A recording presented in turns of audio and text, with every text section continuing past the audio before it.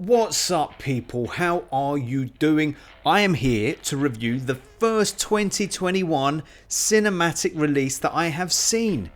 Cinematic's pushing it. It's a straight-to-DVD film, and it's called The Doorman. It is Ryuhei Kitamura's The Doorman, starring Jean Reno as a ruthless criminal who takes on the fists of fury from Ruby Rose in this very fast-paced action thriller.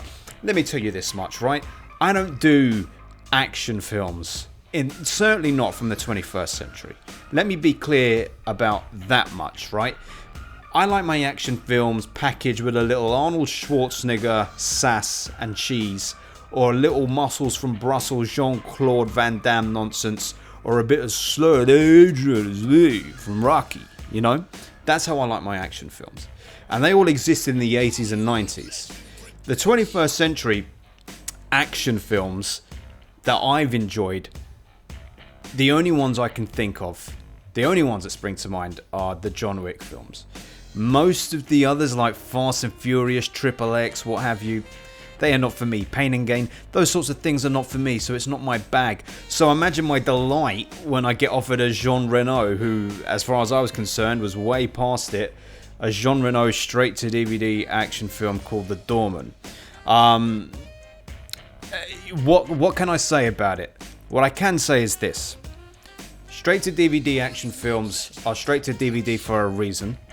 They have their place, I'm sure, but their place is not in my heart. However, The Doorman is on the upper echelon of straight-to-DVD action films. And I'm going to tell you why. So first of all, Jean Reno does not phone in his performance. He actually acts, something I have not seen the man do for decades. So, in the behind the scenes feature on the disc that I watched, he made a good point and said, in action films, if you've just got someone punching someone in the face and kicking someone in the face and speeding off in a car, that's boring for an actor. I mean, it may not be boring for an audience, there's clearly an audience for that sort of film, but for the actor it's very, very boring. And it's clearly evident that he chose this role because for the majority of the time, his character is using his words, using his presence. He's very dominating, very oppressive. He's a pretty cool villain, all things considered. Ruby Rose is his antagonist. Ruby Rose is our heroine. So, Ruby Rose plays Ali. Originally, she worked for special forces in Bucharest protecting the daughter of a very high-profile politician. But when things went awry in the jungle, Ali/Ruby Rose was left haunted by the memory of what happened to her, the child she was looking after. What happened was, she got hit with a fucking rocket launcher and blew up and died. So you would get haunted by that. Nevertheless, she's trying to move on with her life, and in New York, she meets her Uncle Pat for a beer in a bar. Now, Uncle Pat is the typical action character where the second you meet him, you know you are too nice to survive this film. Sure enough, Uncle Pat does not survive this film, but he goes down fighting. I won't say more than that. What Uncle Pat does is he says to Ruby, hey, guess what? I got a job for you. You could be a doorman in a very classy New York high-rise. And I don't know how she goes from like kicking ass and firing guns to being a doorman, but she accepts the job. But when she gets there, she discovers things ain't what they seem, because very, very quickly the entire building is cleared out and she, along with one or two other families, remain.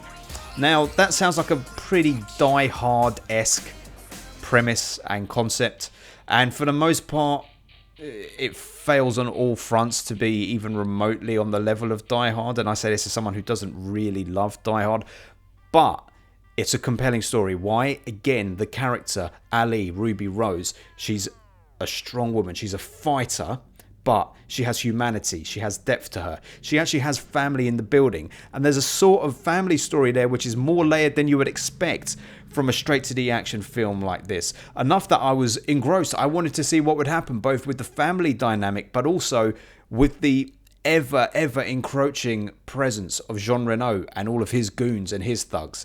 There's another doorman in the building that Ruby works with called Boris. He is an incredible character as well. He is basically played by someone who is Bill Burr's double. I am sure it is Bill Burr's double. Anyway, It all kicks off. There's a lot of intrigue within this building. There's a lot of action, but most importantly, there's a lot of plot and story and dialogue to keep you interested and actually give a damn about what happens. So when the ending comes, you've enjoyed the ride. Now listen, you are not going to remember this film 24 hours after you watch it.